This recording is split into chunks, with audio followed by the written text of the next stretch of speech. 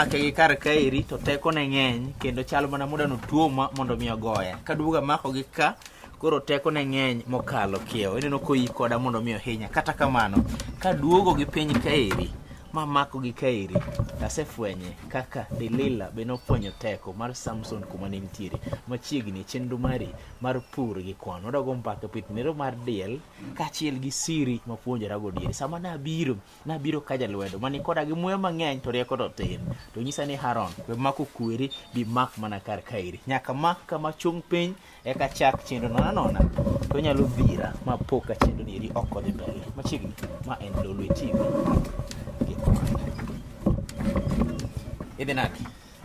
Erokamano anya mokwongo erokamano kuom puonja niki kai kode gi tunge tamako mana tike kar kairi. Wach mar pith nero mar diel ni chako higa mane? Ukulima wa mbuzi nilianza mwaka wa 2017. Yes. Ang'o ni chako wach nero mar pith mar diel? Mbona hukuenda kwa kondoo vitu zingine ukachagua tukuje tu kwa mbuzi?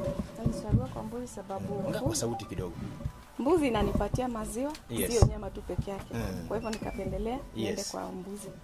Na mbuzi, yes, malisho yake ni kidogo, nikompea sana na ng'ombe. Yes. So niliamua mbuzi, kama mimi mama mkono yangu ikafika haraka kwa mbuzi. Na sasa na nguvu yake ya kupiga watu, sina kupiga sana kama mama. Unajua vile naishika. Unajua vile unaishika. Hii siri ya kukuza mbuzi ulipata wapi? Ni chako nade? Vile tulianza kwa mafundisho. Yes. Alafu na table banking. So nilivyo share out pesa yangu ya table banking, yes, nikaona siwezi ipeleka mahali na ninanunua maziwa. Nikaenda kuchukua mbuzi. Na pesa di manenyeo mane chako godoniri ilikuwa pesa ngapi? Ilikuwa 25 na hii ilikuwa karibu kuzaa. Yes. Ilikaa tu siku 3 na ikajifungua. Kwa hivyo nikasema afadhali niende kwa hiyo. Yes. Nitakunywa maziwa. Tena nitakuwa na watoto. Yes. Kwa hivyo kwa muda mdogo nitakuwa na mbuzi wengi, na maziwa pia nitakuwa na. Mano manyiso ni DL pesa di kilo se 25,000. Manyiso ni DL pesa di kare. Nilinunua kama iko na mimba na mtoto kabisa. Ilikuwa karibu kuzaa. Yes. Ndio kwanza unakanunua. Lakini kama ni ndogo, yes, nazapata 10,000. Maybe ngato penye ni to seche ma ne chako pith mar diel ni ise yudo pesa, ise ng'eyo gimoro ka gimoro, puonj mar ne diel ber ni ng'e nade kata mana gik ma diel dwaro mondo mi bed godo. Eri kaka ni ng'e gigi. Nimekuwa na mbuzi wa kienyeji na nikajua vile wanakula. Yes. So upande wa chakula sikuwa na tashwishi sana, sababu nilijua mbuzi nakula watu, nakula matawi. Pia nyasi nikapanda. Yes. Kwa hivyo ikawa inachangia. Kwa hivyo kwa mambo ya kukula sikuwa na shida. Ise pidho diek kulo mara mnadi. Za kienyeji nilikuwa nayo miaka 3. Yes. Okay. Ang'o ma ng'ato nyaka tim kidwa pidho diel ma ng'ama ne nisaniri nyalo chini magi ma nyaka tim kaka diel pidho yo makare? Requirements mar pidho diel. Lazima ukuwe na nyumba imekuwa raised kidogo. Yes. Sababu chini kuna wale viroboto, ni rahisi sana kushika mbuzi. Mane umiukete mali nikech ana wuoro ndango ma uyu ng'ao malo to ma wakando kwa ibungu kata ade kwa wuotho. Yes. Chakula unaweza kuiweka vile tumeiweka, tunaipatia chakula hapa ndani. Yes. Magi kipidha otkari mo giwuogi ko samoro bende magi wuok medi bitwe gi oko. Samoro be agol ka gi oko. Yes. Nitiere joma wacho ni pith mora ka sana dhiang' nitiere koda gi yedhe mang'eny gi kumonego bende igoyo dhiang'. Diel bende pidho tek kaluwore koda gi tuoche matuoye koso mago pidho tek. Sioni kama kuna mahitaji mingi sana kwa upande wa afya yake. Yes. Ukiangalia kama unazipatia niseme na deworming. Yes. Na kuna wadudu. Hizo tu ndio vitu zinaleta shida. Yes. Na ukiangalia chakula vinawalisha. Usiwaweke mahali pa baridi sana. Hiyo tu, lakini hakuna matibabu zaidi ya hiyo. Kama una deworm after every month, 3 months. Sioni kama kuna shida sana. Nitiere yo mainyalo kawo godo dhiang' mikao nyathi madhako mikete iye. Diel bi unyatimo kamano koso diel en kaka gimako ichi duono king'eyo? Bado sijaona, lakini wakati nataka ndio maana niko na hii. Wakati nataka mwanaume unasikia ikilia. Yes. So hii pia na ita sense. so watamalizana. Gharama mar pidho diel en pesa di ma nyaka ibed godo mondo ipidh diel yo makare, kata mana pek mane mantiere in terms of gharama mare? Sioni kama kuna gharama kubwa kama chakula iko. Chakula ndio muhimu. Yes. Na matibabu yenye kuiosha lazima uioshe kama wafugo. Anaoshwa kwa muda ya maybe labda wiki moja, baada ya wiki moja ama wiki mbili, ama kwa muda gani? Unaweza osha baada ya wiki mbili, sababu hakuna mahali zinaenda kuchunga. Kuna zile zinatembea, yes, zinakutana na zingine. So hiyo itakubidi uoshe hata mara 3 ama mara 4. Lakini hii zinaishi hapa, zinakaa hapa. Kuna mahali zinakutana na zingine. Wewe unaosha hata mara 1 kwa mwezi. Sasa kuna mbuzi kama ngapi? Niko na mbuzi 4 na zingine pia ninauza. Kuna zingine ambao unauza? Ziko wapi? Ama mahali wameshaenda tayari. Ni kidipo kwa kumzidi Kamoro. Sasa hizi bado ziko kidogo tu. Fika mwezi wa Disemba. Yes. Kuna wenye tayari wanataka. Sasa nawaambia waache kidogo wanyonyonye. Bado nawapea. Sasa nikitaka mimi pia nianze kuuza hizi. Inaonekana ni kama mbuzi kuna market sana. Market mar diel ang'o miyo jiero diel? Jiero diel nango? Pero nafikiri tu ni maziwa. Alafu yes, nyama yake ni tamu. Na ni soft. Diel. Now labda mtu anakuuliza like kama uko na mbuzi unapata lita kama ngapi kwa siku? Na maybe bei ya lita moja ni pesa ngapi? Hii imezaa mapacha, kwa hivyo naikamua tunatoa lita 1 asubuhi na lita 1 nusu lita jioni. Sababu sitaki unakamua mara ngapi kwa siku? Nakamua mara 2 asubuhi na jioni. Maybe kwa pesa gharama ya kukuza mbuzi kwa mwezi mmoja inaweza kwa pesa ngapi? Labda faida yake ni pesa ngapi kwa mwezi? Lita moja ni 120. Yes. 120 lita moja ya mbuzi. Na ya ng'ombe? Ya ng'ombe ni 60.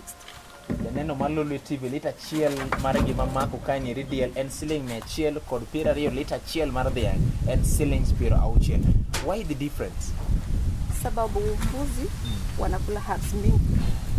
Hizo herbs, wataalamu wanasema ndio dawa.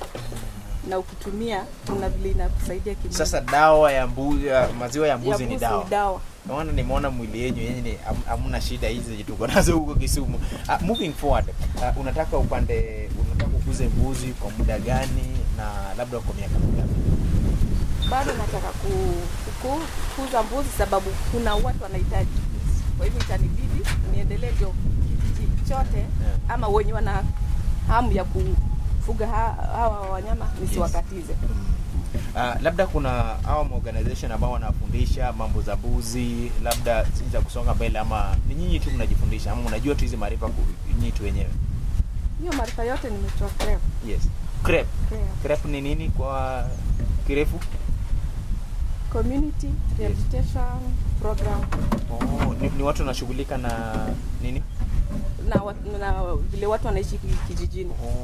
Au ndio wanafanya hii maarifa? Watu wa chini huku chini.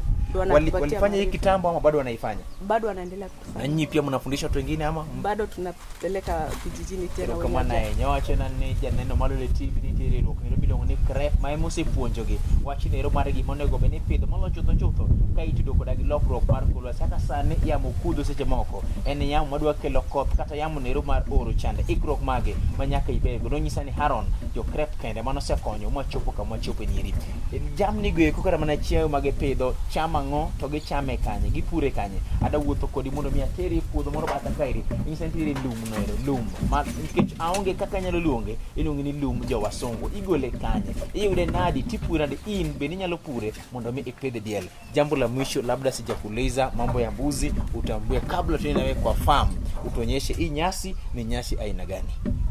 Angalia hii kamera hii gimoro masamoro kapenje yale ambao labda unapenda tu kusema watu wajue kuhusu mbuzi.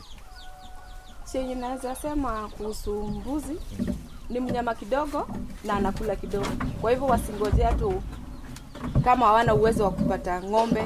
Maziwa iko hapa management yake ni kidogo. Yes. Na pia ni dawa. Asante.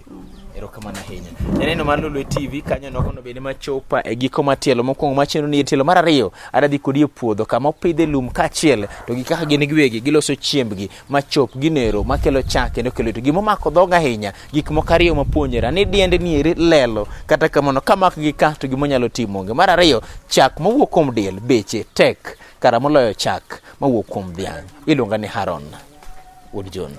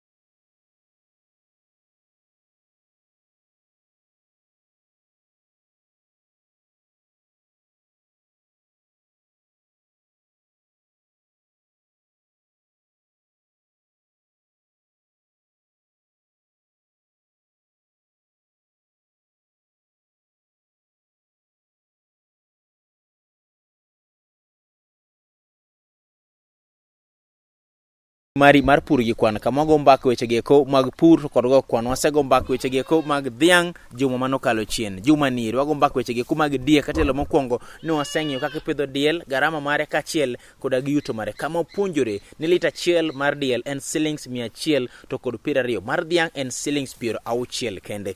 Penjo maduong' en ni ang'o gini ma dhiang' kachiel to koda kagi diel chamo. No nyisa ni nitiere lum moro miluongo ni lum mar janya wasungu mano e lum ma tire bute kani iluonge nang'o tigole kanye. Gimomora ahinya ne seche mane wachako dwach mar puodho nieri tayudo jalony manokelo lumni kairi ogo kodo mbaka bendo nyiso wach mar lumni bang' nyire machokende aburo luongi kairi. Madam idhi nade?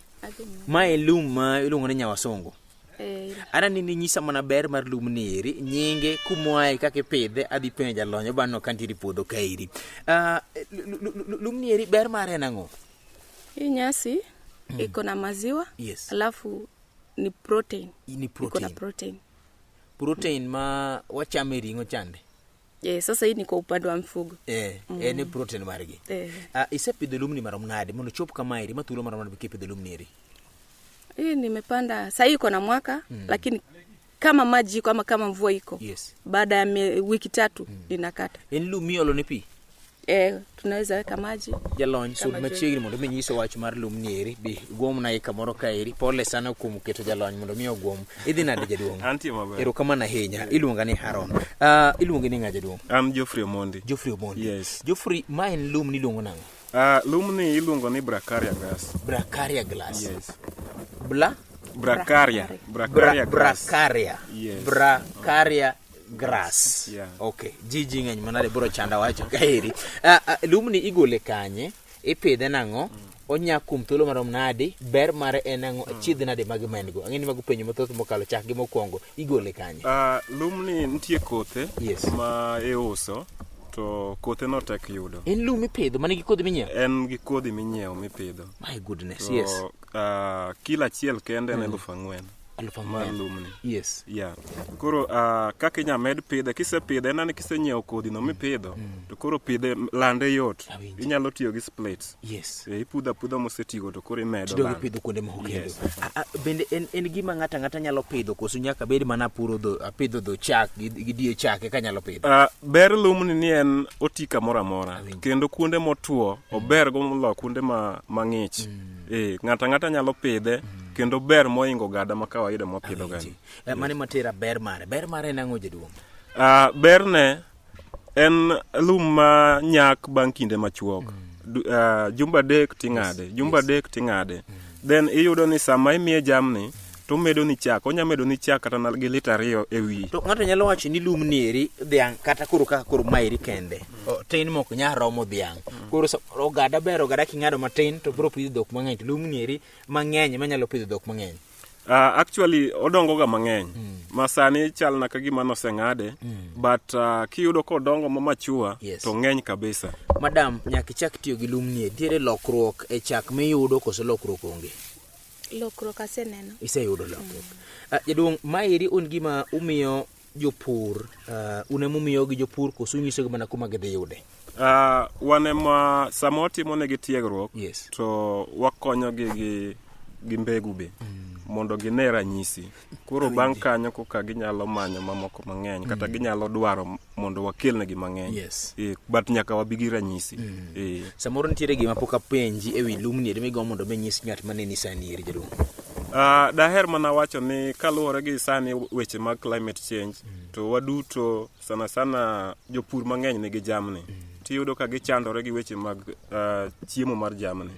Mae yo kende manyalo konyo mano nikech en gima nyak piyo to pidhe be yot to wang'ne be tek kata chieng' osewuok wang'ne bedo matek kabisa. Koro en gima nyadak kanyo throughout.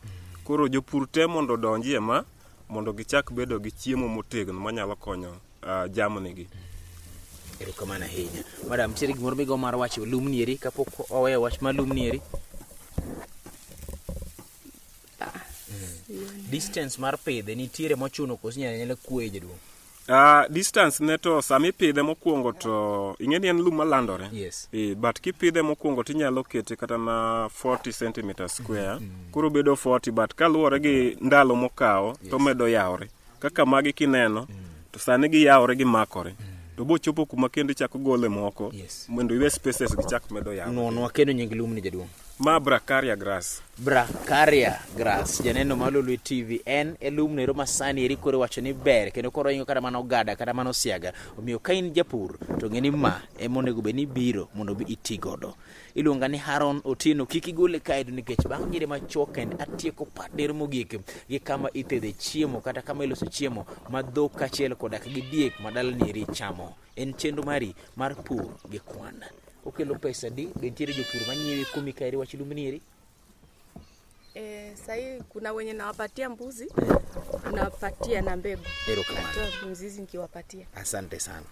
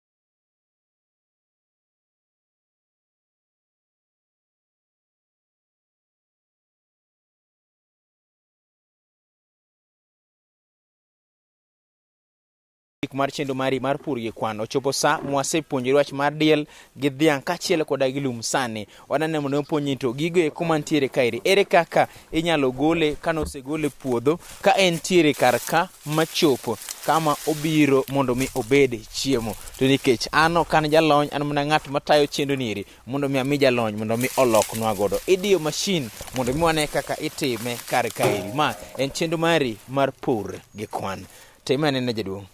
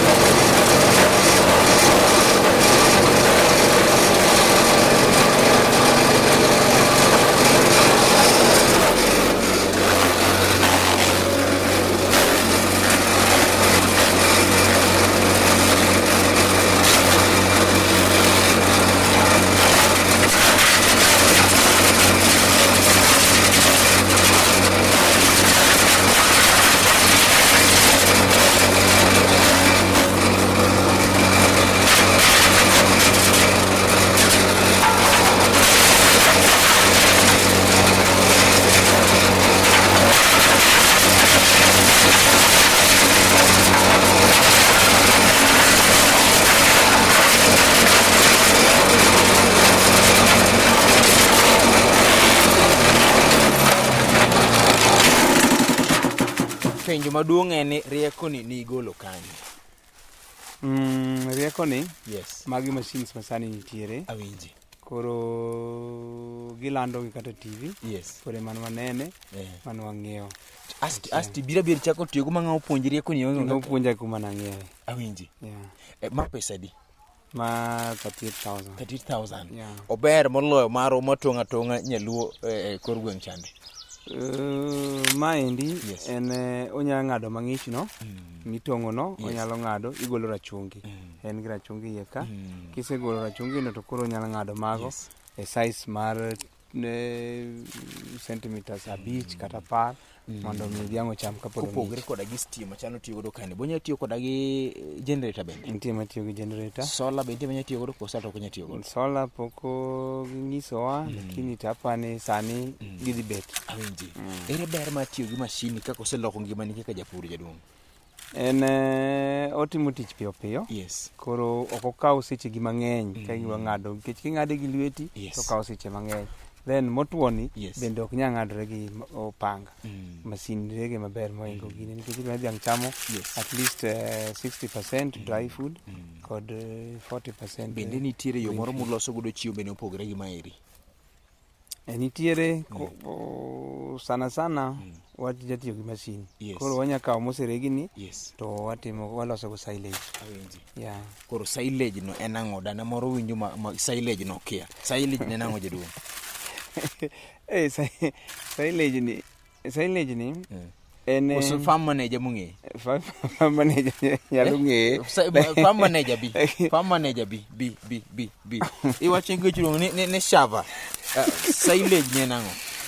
Silage en chiemo motuo mokane maber mitiyo ndalo mabiro. Chiemo motuo mokane maber ibiro tiyo ndalo mabiro. Koro magi silage no koso mok silage? Ma ok silage. Ma ok silage. Koro kuwuok ka itime nade mondo chop silage? Ka nitie kaka wanyalo lose, watiyo gi mola. Gigo ntiere ka iri? Nitie. Ma inyalo tiyo moro mone? Okay. Inyalo gamo? Seche migamo noero, abro nyisa achiel kuom jolweta, abende wamuna miya lokra jatelo. Ogamna nena moro achiel, abende ang'in to banyalo rego gini eri kose onge. Jaduong' chungi koni eri mondo mi imak na rekoda. We awach ma ere chuth, an mana jalwedo, muya eman godo, rieko to tin kuom ahinya. Omiyo ponono ni obaga kik mondo mi inyiera to nikech nyaka tem kadhi kamoro mondo puonja. Lweti ema kik dhigi. Lweta kik dhigi. Wato ng'adi. Okay. Kaka muhindi wacho gande, leteni tufanye kazi. Ngoja. To in malwete dhi yen?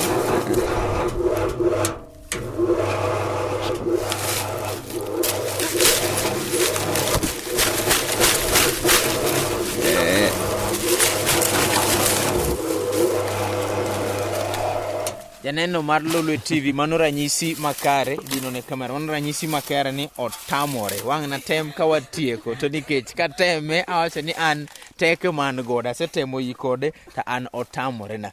Gikete gimoro koso. Mana kaka ne dhiang' be notamore chamo chiemo mana miye chande machine be notamore. Ka ng'at ma ok ong'eyo tiyo kode koso. Wach moro nitiere koso onge. Chieng' moro na duoko ma duoko nero chieng' moro machielo. Ida puonjo kaka iloso silage. Usekelo gik moko. Molasses? Yeah. Mok remo? Molasses. Okay. You can even taste it. Inya be tested? Okomer ng'ato? Okomer ng'ato. Okay. Wang'anya gik mitime godo maybe ka samoro thuolo ok nyalo matime. Ma itimo nadi?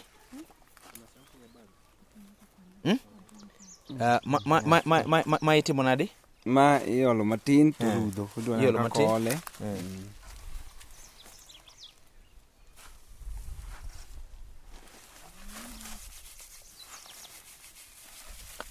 Janeno mar Lolwe TV waloso silage. Silage tunatengeneza. Hii sasa unafanya nini? Nachanganya hiyo molasses na hii. So, umuhimu wa nini molasses ni kuifanya hii chakula inakuwa na harufu tamu. Hata ng'ombe kila alafu taste yake pia. Si kama kuku wanadunga sindano ndio ikuwe na iongeze weight.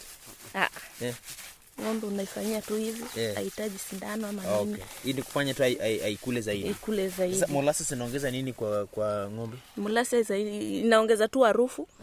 Alafu hii na maziwa pia. Okay. Sawa. Yani no Malolwe TV kanyo no bende madichopa giko mar chenro ni ere mar pur gi kwan iluonga ni Haron. Otieno gima wuoro ni machine otamore ateme dichiel mogi kotamore chutho tawera kode. Yani kain gigi kaka